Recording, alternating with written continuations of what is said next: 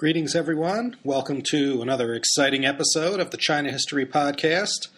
Laszlo Montgomery here, bringing you the second part of our Han Dynasty overview. We're still in the Western Han, or former Han period, as it's also referred to. We left off in 180 BC with the Liu clan disturbance, where all the relatives of Empress Liu were unceremoniously yanked from all their various positions of power and killed. Empress Liu was the wife of the Han Dynasty founder Liu Bang, who later became the Han Emperor Gaozu. Since it was the Liu clan that started the dynasty, the successive emperors all had to be surnamed Liu, not Liu.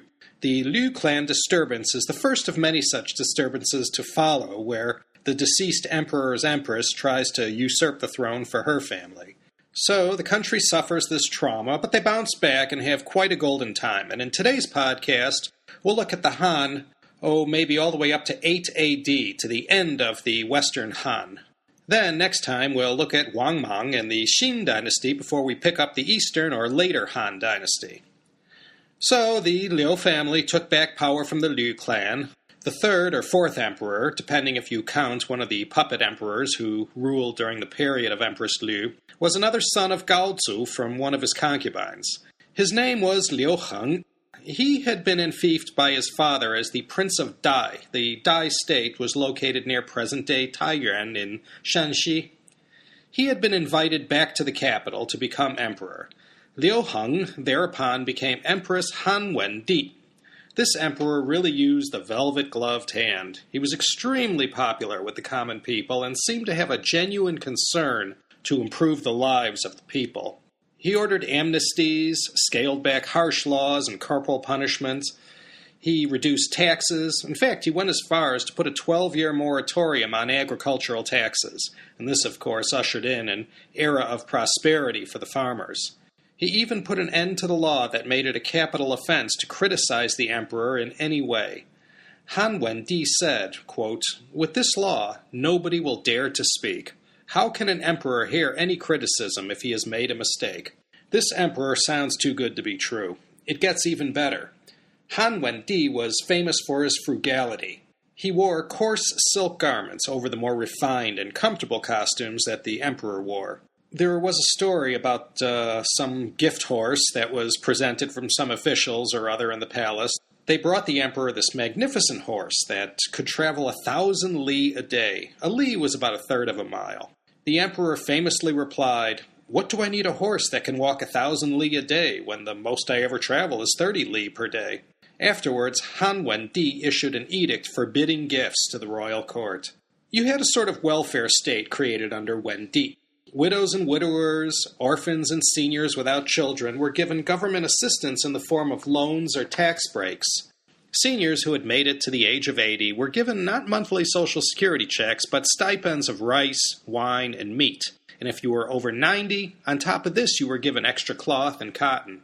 I wanted to mention a system that wasn't created by Emperor Han Wendi, but which did begin under the Han Dynasty and was used effectively under Wendi. This was the He system that essentially called for imperial princesses to be used as pawns and keeping peace with the northern and western barbarians, most notably, of course, the perpetual thorn in the side of the Chinese, known as the Xiongnu.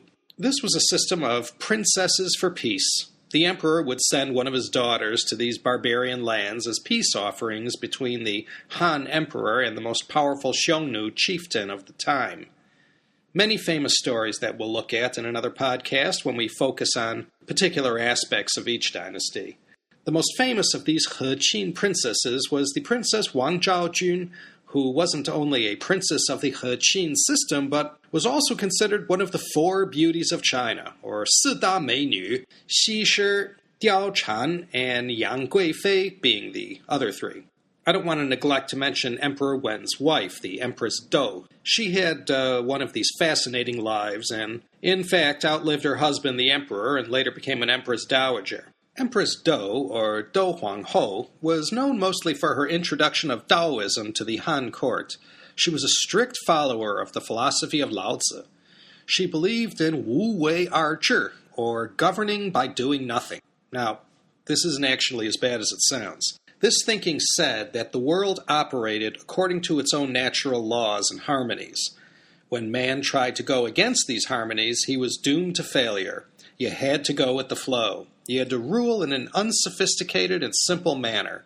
None of these elaborate rituals and painstakingly complex etiquette. The Taoists were always having it out with the Confucianists, as both schools of thought flowered during the reign of the successive Han emperors Wen, Jing, and Wu. The Taoists were always arguing with the Confucianists, who were extremely rigid in their thought, and especially with all the rituals. Empress Do had a great influence on her son, who succeeded Emperor Wen as Han Jingdi. The Tao Te Ching was the most treasured text during this time. Han Wendi's brief 12-year reign of 180 to 168 BC brought a period of much-needed stability to China. It didn't last long, of course. By 157 BC, this fine emperor died at the young age of 45. This was, of course, after very strict instructions about how his tomb had to be made in a certain way that didn't present too much hardship or cost to build, and he declared the people need not have any disruption in their lives during the period of mourning for the emperor. Emperor Han Wendi's reign saw in 165 BC the introduction of the civil service exams that many of you have heard of. This was the forerunner of the annual process of imperial civil service exams that tested promising students from around the country who, if successful, would participate in the public administration of the country. The class of scholar bureaucrats who were integral to China all the way up to the last dynasty had its earliest roots in this period. Nowadays it doesn't exist, but the ghost of these civil service exams can still be seen in the annual college entrance exams Chinese students face to see who gets into the best universities. So, Han Wendi passes from the scene in 157 BC, and he is followed by his son, who would become Emperor Jing. His mother was Empress Do. Jingdi ruled for 16 years until 141 BC. His reign is remembered, among other things, for the rebellion of the Seven States in 157 BC. Right after he took over power, he faced this crisis to the imperial throne. Now remember, he was heavily influenced by his Taoist mother and ruled using this kind of upbringing in the philosophy of Lao Tzu. Like his father Wendi, he continued the policy of distancing himself from the old Qin legalist ways. He continued to lower taxes and reduce the severity of punishments for various crimes. He also continued the practice of He Qin, which kept peaceful relations with the Xiongnu. So, Jingdi's reign was defined, among other events, by the Qi Guo Zhiluan, or the Rebellion of the Seven States. This was a rebellion against the central Han authority by the Seven States, each led by a prince of the Liu clan. Yes, these were the same Lius as Liu Bang, who we looked at in the last podcast. When Liu Bang was busy consolidating his power and trying to keep the peace, he set his family relatives up in these kingdoms and replaced those who had, by their acts, displayed a certain amount of disloyalty to Liu Bang, who had reigned as the Emperor Gaozu. So all these Lius are set up as princes out in the lands beyond the capital in Chang'an. Everything's fine, of course, while the Gaozu Emperor is alive, but once he's gone, the bonds of fealty get more and more diluted until now, and these seven states decide at that moment in 157 BC that now was the time to reassert themselves and become independent of the Han Emperor. During the time of Han Wendi, they minted their own coins, collected taxes, and were given so much freedom that it's really no wonder that these seven states decided to just take this to the finish line. This rebellion only lasted a few months in toto. It all started with the Jing Emperor, Han Jingdi, and his trusted number one advisor, Cao Cuo. Cao Cuo had put a bug in the emperor's ear that if they didn't strike now against these princes, especially the prince of the rich Wu state in Jiangsu, they would rebel anyway. So better to strike now rather than wait to be struck. To light the fuse, the emperor instituted a series of laws that essentially enforced all kinds of restrictions and laws from the past that the princes all these years had ignored and weren't going to follow now. This had the effect that was expected, and the Wu state rose up, and 6 other principalities also joined in the fray. It was one bloody battle after another, and in no time at all, Emperor Jing got cold feet, and in order to appease the Wu prince, he executed Cao Cuo and Chao's entire family. Chao had been looked upon, especially by Liu Pi, as the black hand behind all these attempts to curtail their power. Liu Pi had convinced the frightened Emperor Jing that all he had to do was execute Cao Cao and he'd call off the rebellion. So even after he did this, the rebellion continued, and Han Jingdi had to come up with a plan B. So he called the reliable and loyal General Zhou Yafu. General Zhou set out from Chang'an and in a matter of time managed to bring an end to the rebellion. One by one, the princes capitulated, and the last one to go was the Prince of Zhao, with its capital in Handan. 3 months is all it took. Once this rebellion was over, Han Jingdi took various measures to weaken these vassal states and assert central control over these once quasi-independent states. And pretty much from here on out, the idea of a China as a unified state, rather than a collection of small independent states, begins to get a little traction. General Zhou Yafu, later in 150 BC, became Han Jingdi's chancellor, and despite his good background, he proved to be a very unpopular figure at court. The drama going on behind the scenes at the court of the Jing Emperor is something we might have to come back to one day for a special podcast. There was an incredible amount of jockeying for position among the concubines to get their son named as Jingdi's heir. It's as well documented as it is complicated, and well worth looking closely at another day. Zhou Yafu got entangled in this mess and made some rather unpopular decisions. He disagreed with Han Jingdi on a number of sensitive matters, and in time lost favor with the emperor.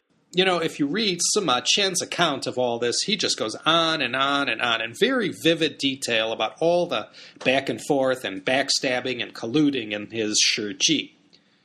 This was the time in Chinese history that Sima Qian actually lived. So, of course, the detail about this time, and arguably the reliability of everything he wrote and the records of the grand historian, theoretically should be somewhat accurate.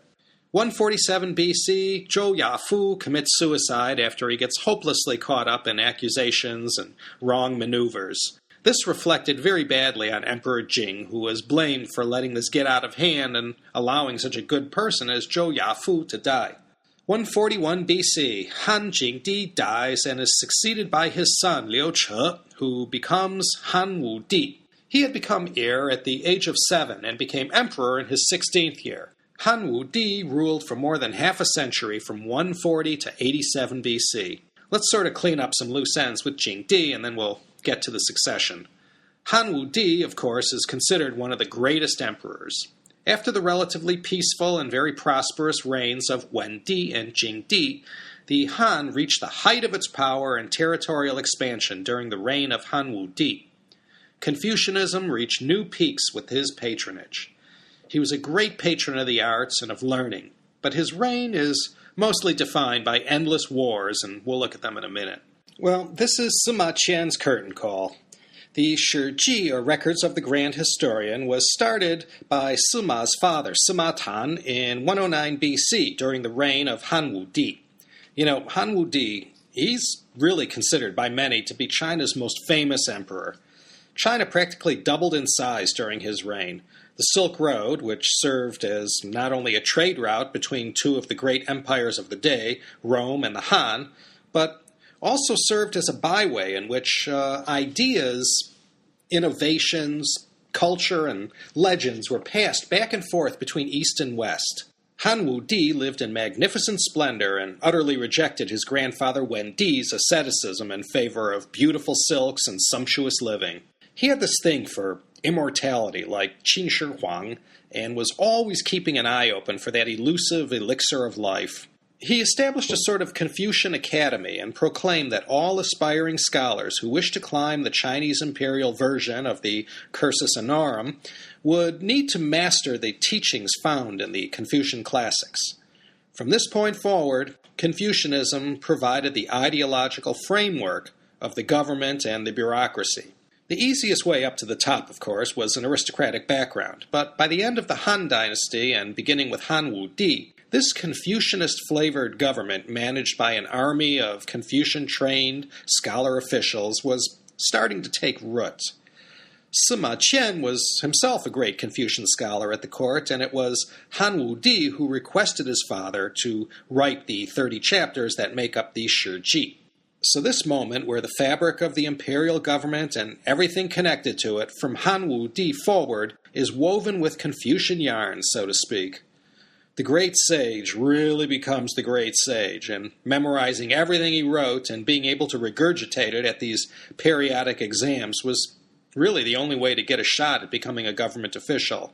And in those days, they used to say, 走官发财, which basically meant the road to riches was a government post. And you know what that meant. Han Wudi left quite a positive legacy with respect to practical public works and investments in dikes along the Yellow River, as well as the construction of a canal connecting the Great River with the capital at Chang'an. There were no major floods for 80 years since Han Wudi called for these improvements. Just as the first emperor had the ultimate right-hand man in Li Si, so did Han Wudi in Dong Zhongshu. Dong was the most instrumental in promoting Confucianism in the government. He was a great scholar and was quite influential in promoting officials based on their Confucian virtues. Han Wudi went down in history, among other things, as the martial emperor. I suppose his exhausting wars are what most defines Han Wudi. In fact, the character Wu in his name means martial or military, and Di, of course, means emperor. So Han Wudi, the martial emperor. That name certainly defined him. You know, a lot of these names of these emperors are posthumous names. They're given to the emperor after he dies, and that name would be carefully decided, and that's how the emperor would go down in history. Not in all cases, but most, like Han Wudi, are all known by their posthumous names. So there were quite a few wars during his 5-decade reign as emperor. Like I said, China doubled in size under Han Wudi, but at what price is still debatable.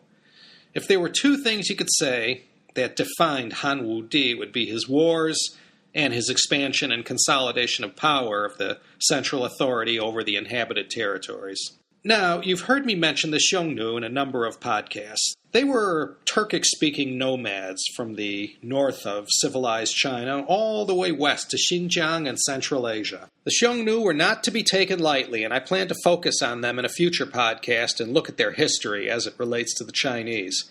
Now, by the time of the Han, the rulers had figured out that if they just paid tribute to the Xiongnu, sent them gobs of silk and precious objects and gold and the occasional beautiful princesses, the Xiongnu pretty much kept the pillaging to a minimum. This was a system that developed over time until after it was recognized it was better to pay them off with tribute rather than fight them. Han Wudi, he had a better idea. Using shock and awe tactics, he would drive them back so far to the west that they would be too distant to do any damage to the heartland of China. 133 BC, Han Wudi launches the wars against the Xiongnu to deal with this millennium-old issue once and for all. There were 7 military campaigns over the period of 10 years. Some met with failure, most met with success. If he was able to push them back a few hundred miles, he would quickly settle the land and occupy it with Chinese from the east of the country. The old Arab proverb, the enemy of my enemy is my friend, really would have meant something to Han Wudi, because he came up with this idea to ally himself with the Yuezhi people, enemies of the Xiongnu who had defeated them and dominated them. The Yuezhi were a Central Asian people. Han Wudi wrote a letter to the Yuezhi leader promising to, in essence, take care of them and put them under the Chinese umbrella if they would just help them defeat the Xiongnu. And the man he entrusted with this letter was one of the great adventurers of world history, not just the history of China. He was Zhang Qian, and I'm not going to spoil it here by getting into the specifics of Zhang Qian's amazing life. For sure we'll do a special episode just on Zhang Qian one day. 138 BC, Zhang Qian departs on his mission with a caravan of 100 men. Well, in no time at all, he gets captured by the Xiongnu and actually ends up living amongst them, marrying one of their women, and had a son. But after 9 years or so, he escaped and continued westward to finish his mission. He ended up finding the Yuezhi, and they said, basically, thanks but no thanks, as they had given up the nomadic lifestyle and had settled into towns that had become somewhat prosperous. So Zhang Qian starts heading back for Chang'an to give the bad news to the emperor. He was captured a second time by the Xiongnu and was waylaid for about a year before he escaped again and arrived back in the capital, Xiongnu wife and son in tow. In 126 BC, some 12 years after he had first departed on this mission. The mission was a failure in that Han Wudi didn't get his alliance with the Yuezhi, but Zhang Qian brought back amazing tales and accurate descriptions about the lands way, way out to the west and all the trade that was carried out and how much demand there was for Chinese goods and how the whole trade thing worked. On this first trip, he had made it as far west as the Caspian Sea, where Persia and Bactria were located. Edibles such as grapes, peaches, and pomegranates, and many other strange foods not available in China found their way to the court of the emperor. Han Wudi was the first Chinese leader to face this truly significant and utterly surprising idea of these distant lands, perhaps as advanced and innovative as China. Up until Zhang Qian came back to Chang'an with the news, it had been thought in Han Dynasty China that theirs was the only truly civilized place in the whole world that existed and that had a writing system and organized government with cities and towns. How to handle this? Initially, the emphasis was on trade and how to supply these distant markets and also how to get these goods from the West that had demand in China. It literally was a matter of whole new worlds opening up, and nobody was invading anybody. This was all just peaceful trade, at least for now. Silk was all the rage in the Roman Empire and during the Republic. Although Caesar, Augustus, and Tiberius hardly knew their counterparts in Chang'an, the silk trade between Rome and China was immense and was mostly paid for in gold. This indirect silk trade between Rome and China was the first link between East and West and proved to be the inspiration behind the founding and the development of the Silk Road. The silkworm, of course, had been domesticated during the Shang period, and the quality and fineness of Zhou dynasty silk is well documented. But it was by the time of the Han that the silk production reached new heights and became such a worldwide sensation like it did. Han Wudi's generals had good luck in Western Korea and were successful in conquering them, but in the opposite direction, complete victory over the Xiongnu remained elusive. In 104 and 91 BC, the Chinese came up short in their battles with the Xiongnu. Nonetheless, through an effective combination of alliances, sustained military pressure, and good old espionage and intrigue, the Xiongnu grew weakened to the point where, after Han Wudi, they were hardly the fierce foe they used to be. By 51 BC, their collapse was complete, and never again were they to rise to be the menace that they had been for so many centuries. The areas of China that had always been independent and separate from any maps of the Chinese Empire also fell to the Han central authority. This included the areas of present-day Fujian in the southeast and Guangdong in the south. Southern Yue, or Nanyue, as the region was called, had been a kingdom that had bowed to no one and had remained fiercely independent from the northern emperor. But after 4 massive expeditions, by 111 BC, this last holdout of China proper had been defeated after almost a century of independence. The south was then under the Han Emperor's control, including Hainan Island and northern Vietnam down to the Red River. These 2 provinces of China, Fujian and Guangdong, have always been the trading powerhouses of China. When China's economy recently opened up in 1979, these 2 provinces were the first 2 to get filthy rich. Why? Well, besides having special economic zones in their provinces, they were in the best spot geographically. The worldwide community of Chinese, if you took a census, most historically came from these 2 provinces. From their strategic position on the South China Sea, the Han rulers were more efficiently able to carry out trade with the kingdoms who thrived during that period, including India and what are now the nations of Vietnam, Indonesia, Malaysia, and Thailand. By bringing these southern areas into the China fold, Han Wudi was able to control the trade policy and get in on the action and fill the royal treasury. By 89 BC, after 32 years of non-stop military campaigns, China had reached its greatest heights of expansion. But the treasury was utterly depleted. Realizing his mistake, Han Wudi took various measures to reduce the suffering of the people whose lives had been negatively affected by all the wars. But he died in 87 BC, and although China's size had more than doubled, the question was, at what cost? So the great Han Wudi dies, and because he had executed his son, the crown prince, for plotting against him in some supernatural conspiracy, there was no heir waiting in the wings to allow for a peaceful transition. So that only left the alternative, which was a complicated transition. He was succeeded by his 8-year-old son, who reigned as Zhao Di, Emperor Zhao. Now, Han Wudi sired him when he was already 62, and there were plenty of brothers who came before him, so it was one of those times of conspiracies and trying to get rid of this boy emperor. The boy emperor Zhao, well, he died at the age of 21 in 74 BC without arranging for an heir. This led to the 27-day reign of Changyi Wang He, or Prince He of Changyi.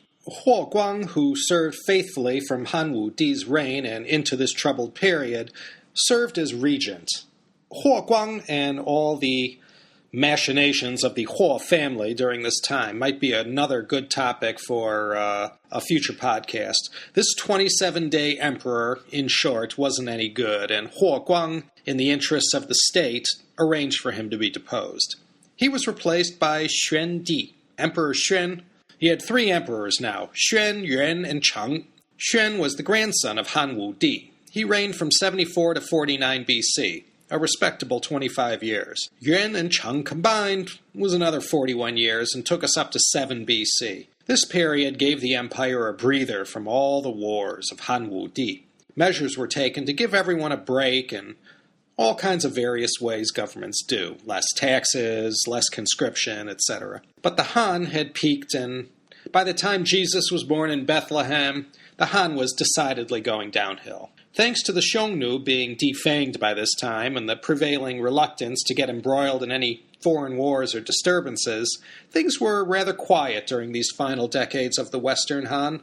Now, Emperor Yuan, who I just mentioned, he had a consort named Empress Wang. Wang Zhengjun, she had incredible staying power. She lived from 71 BC to 13 AD, just shy of 85 years. She was incredibly powerful during the time of her husband, Yuan Di, when he was emperor, and then when her son became emperor, her 2 step-grandsons, and her step-great-grandnephew. Emperor Cheng was her son. As I mentioned, these last 10 decades of the Han were very messy, with endless battles for power within the imperial court. Now, Empress Wang, she had a half-brother who had a son, which made this boy her nephew.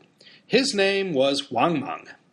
He naturally worked in the government, and thanks to his aunt's connections, he became regent for the 9-year-old Emperor Ping, who reigned from 1 BC to 5 AD.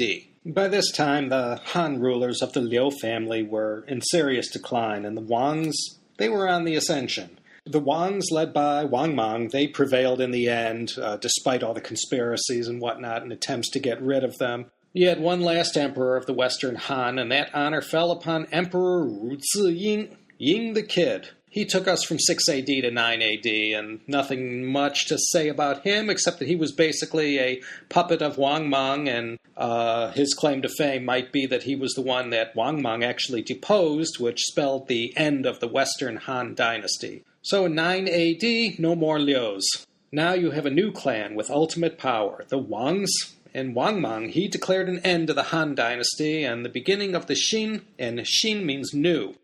And we're going to pick up next week with Wang Mang and his 14-year reign as emperor until he is himself deposed violently, and you have a restoration of the Liu clan again, which ushers in the Eastern Han Dynasty. So we're going to stop here and pick up next week with Wang Mang. What else is there to say? Wang Mang, he went down in history as the great usurper. He usurped the throne. Usurp, of course, means to seize power without the legal right to do so. So, please join us next week, won't you? We'll examine the 14-year reign of Wang Mang, and he, of course, was the one and only emperor of the Xin Dynasty. You know, after he's killed in 23 AD, the Han returns as the Eastern Han this time and lasts till 220 AD. And I'm telling you, until 581 AD, it's a real roller coaster in China. But we'll just keep plodding along like we've been doing since we started this overview with Yu the Great, Tamer of the Floods, back in the Xia Dynasty. So, most of this show has been written at Shea Montgomery in quaint and quintessentially American Claremont, California, but I'm recording this from the 11th floor of the Hyatt Regency in exciting Jimsajai, Kowloon in Hong Kong. It's 3 in the morning here, or 12 noon back home. If you want a copy Rolex watch, this is the place. I'm here for the next 10 days, so don't hold me in too much contempt, I beg you, if the next show is a few days late. So, take care, everybody.